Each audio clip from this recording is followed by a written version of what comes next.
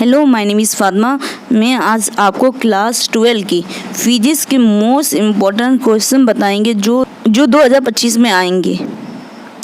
हम इसलिए इतने दावे कह सकते हैं क्योंकि जो इतने भी हमने आपके लिए जो प्रश्न चुने हैं वो हर साल लगातार पूछा गया है और 2024 में भी पूछे गए थे। हम आपको ऐसे प्रश्न बताएंगे जिससे आप तैयारी करेंगे तो आपकी ये क्वेश्चन जो है प्रश्न हैं, अगर इन प्रश्न को याद कर लेंगे ये ज़रूर 2025 के बोर्ड एग्ज़ाम में आएंगे। क्योंकि आप ऐसी तैयारी करिए जो 100% चांस हो फंसने का। क्योंकि आप लगातार बार अगर आप तैयारी कर रहे हैं, कुछ जितने भी लोग बता देते कि आप ये पढ़ लीजिए, अगर वो इतने मेहनत से याद करो, अगर वो एग्ज़ाम में ना आए तो दुख होता है। मगर हम जो बता रहे ये एग्ज़ाम में आएगा पक्का, क्योंकि हम जानते हैं और कई बार हम पेपर बना भी चुके हैं और ना जाने कितने हम हैं पेपर के बारे में बताए हैं और जितने भी अपने स्टूडेंट्स को बताए हैं और वो 100% आए भी हैं। हम हमेशा बोर्ड एग्ज़ाम के पेपर्स को देखा करते हैं कि कौन से हैं चांस होते हैं फंसने वाले। हम पूरी उम्मीद के साथ कहते हैं कि अगर आप इन क्वेश्चन को हरगिज़ मत छोड़िए। हम इसे बहुत आसान शब्दों में इसके आंसर भी बताएंगे जिसे आप याद कर लें और एग्ज़ाम में लिख दें और आपके 75 नंबर अच्छे से मिल जाए। अब हम स्टार्ट करते हैं आपको प्रश्न बताना। विद्युत चुम्बकीय तरंगे की व्याख्या कीजिए। ये 2020 में, 2023, 2024 में भी इसे कई ज़्यादा पूछा गया है विद्युत चुम्बकीय तरंगों के बारे में। आपको इस तरह से हेडिंग डालनी, मगर आपकी जो हेडिंग होनी चाहिए बहुत अच्छी होनी चाहिए, क्योंकि सबसे ज़्यादा इफेक्ट जो होता है हेडिंग पर ही पड़ता है। विद्युत चुम्बकीय तरंगे, हाँ, विद्युत तरंग और तथा चुंबकीय तरंग की, इसमें दो तरंग, विद्युत तरंग और चुंबकीय तरंग की ज्यावृत्त के अध्यारोपण, मतलब अध्यारोपण मतलब से आधा रोकने, अध्यारोपण मतलब अध मतलब आधा, रोपण मतलब रोकना, आधा रोकना, इसे अध्यारोपण कहते हैं। अध्यारोपण से जो तरंगे प्राप्त होती उन्हें विद्युत चुम्बकीय तरंगे कहते हैं। आपने इनसे कुछ सीखा, मतलब विद्युत तरंग और चुंबकीय तरंग की जो ज्यावृत्त के आधे रोकने से जो तरंगे प्राप्त होती उन्हें विद्युत चुम्बकीय तरंगे कहते हैं। एक हमने अपने शब्दों में इसे समझाने की कोशिश की है, जैसे हमने लिखा है वैसे ही आपको लिखना है। बस हमने आपको एक लिखने का, एक याद करने का एक ट्रिक बताई है कि आपको ये समझ जाए। जब तक आप समझेंगे नहीं तब तक आप लिख नहीं पाएंगे, इसलिए हमने इसे समझाने के लिए आपको इतना बताया है। अब हम आपको बताएंगे इसके गुण, क्योंकि ये 5 नंबर का सवाल है। अगर आप गुण नहीं लिखेंगे तो आपको 5 नंबर कैसे मिलेंगे, इसलिए इसका गुण लिखना बहुत ज़्यादा ज़रूरी है। 1, 2, 3 इसके भी हैं, 3, 4 ऐसे गुण हैं जो हम आपको बताएंगे। नंबर 1 जो होता है, विद्युत चुम्बकीय तरंग का जो वेग होता है प्रकाश की वेग के बराबर होता है। अब क्या लिखेंगे, विद्युत चुम्बकीय तरंग का जो वेग होता है वो प्रकाश के वेग के बराबर होता है। नंबर 2, इन तरंगों की प्रवृत्ति अनुप्रस्थ होती है। नंबर 3, इन तरंगों में कोई आवेश नहीं होता है, मतलब जो प्लस माइनस जो चार्ज होता है वो नहीं होता। नंबर 4, इन तरंगों की संरक्षण के लिए किसी माध्यम की ज़रूरत नहीं होती है। नंबर 5, विद्युत चुम्बकीय तरंग त्वरित आवेशित कणों द्वारा उत्पन्न होती है या होता है। अब प्रश्न 2 पे हम चलते हैं। हाइगन्स का तरंग सिद्धांत बताइए। ये ऐसे आता है, या दूसरी बार इसे पूछ लेते हैं कि हाइगन्स का तरंग सिद्धांत क्या है या हाइगन्स ने कौन सा सिद्धांत दिया है। इस तरह से प्रश्न बनते हैं और आपको हमेशा इसे याद रखना है। और हाइगन्स का जो तरंग सिद्धांत उससे हमेशा आपको याद रखना है पक्का, क्योंकि ये हर साल पूछे जाते हैं। ये 2019, 2003, 2012, 2023 में पूछा गया है। क्रिस्टियन हाइगन्स ने इस सिद्धांत को, किसने हाइगन्स का तरंग सिद्धांत दिया था? क्रिस्टियन हाइगन्स ने सन 1678 ईस्वी में तरंग संचारण मतलब होता है तरंग संचारण संबंधी एक सिद्धांत को प्रस्तुत किया था जो निम्न है। प्रकाश तरंग के रूप में चलती है। प्रकाश तरंग जैसे होता है ना, तरंगों की तरह वो चलती है। ये बात आपको समझ में आई। और नंबर 2, इनके अनुसार प्रकाश की चाल 3 × 10⁸ मीटर प्रति सेकंड की चाल से ये चलती है। ये सब है, किसने बताया था? हाइगेंस ने बताया था। पहले के लोगों में इतना दिमाग कैसे होता है, जो उन्होंने प्रकाश के बारे में बताया और जिसके बारे आज हम लोग उनके बारे में पढ़ रहे हैं। और हमारे पास दिमाग होकर भी हम इतना दिमाग यूज़ नहीं कर पाते। सही में कमी हम लोगों में ही है। चलो सारी बातें छोड़कर अब पढ़ाई शुरू करते हैं। नंबर 3, इनके अनुसार संपूर्ण ब्रह्मांड एक ईथर माध्यम है।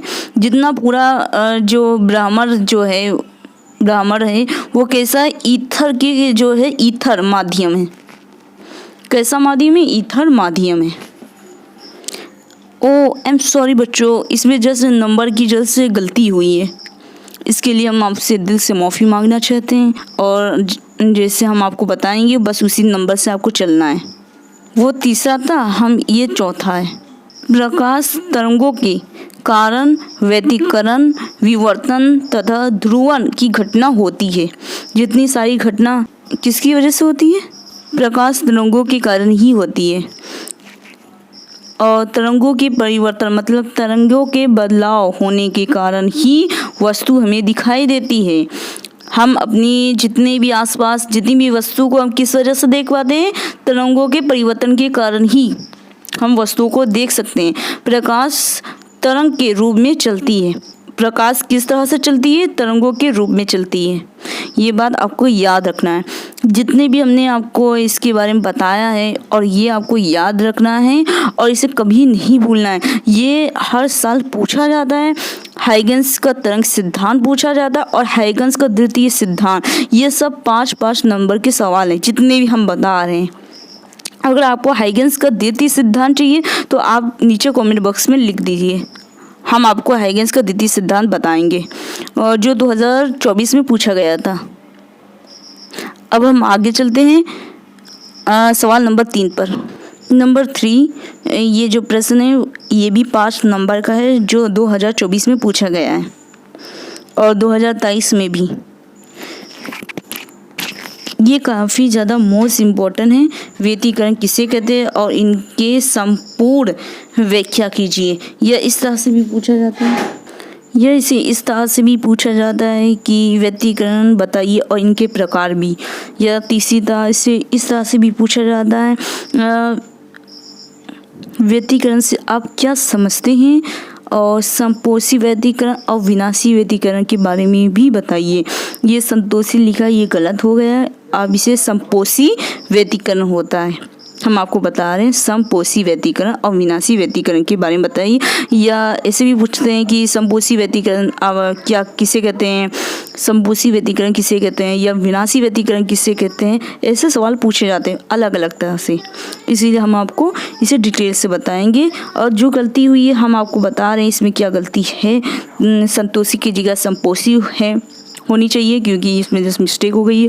और जो लोग बीच में ही छोड़ के चले जाते हैं इन्हें पता नहीं, यही गलती कर देते हैं जो बीच में वीडियो को खोल के देखते हैं और वो भाग जाते हैं, वो ऐसी एग्ज़ाम में गलती कर देते हैं। अगर पढ़ाई से रिलेटिव अगर कोई वीडियो अगर आप देखें तो उसे शुरू से लेके आखिर तक देखें, जिससे आपको कुछ गलतियों के बारे में भी पता चलेगा और कुछ खास चीज़ों के बारे में पता चलेगा। इससे आपकी नॉलेज बढ़ेगी, इससे आपकी नॉलेज बढ़ेगी। व्यतिकरण, इसके एक हेडिंग डालिए। अब नीचे लिखना, जब समान आवर्ती की 2 प्रकाश की जो तरंगें होती हैं एक दिशा में चलती हैं तो इनके मिलने से 2 स्थितियाँ बनती। कितनी स्थिति? 2 स्थिति बनेगी। जहाँ पर तीव्रता जो होती अधिक होगी उसे समपोषी व्यतिकरण कहते हैं और जहाँ पर तीव्रता न्यूनतम होगी मतलब कम होगी उसे विनाशी व्यतिकरण कहते हैं। इस संपूर्ण घटना को व्यतिकरण कहते हैं। हमने इसमें संपोषी व्यतिकरण और विनाशी व्यतिकरण को भी ऐड कर दिया, जिससे आपका जो है आंसर होगा वो काफ़ी बड़ा जैसे दिखने में लगे, क्योंकि ये दीर्घ का है, 5 नंबर का है। जब तक आप बड़ा नहीं लिखेंगे तब तक आपको पूरे नंबर नहीं मिलेंगे, क्योंकि आपको टीचर को दिखाना है, क्योंकि वो टीचर लोगों को आपका आंसर देखेगा कि हाँ ये दीर्घ का है, लॉन्ग है, तो आपको जस्ट थोड़ा लंबा लिखना चाहिए, लघु से लंबा होना चाहिए दीर्घ। जब तक आप बड़ा नहीं इसका आंसर लिखेंगे तब तक आपको आंसर नहीं मिलेगा।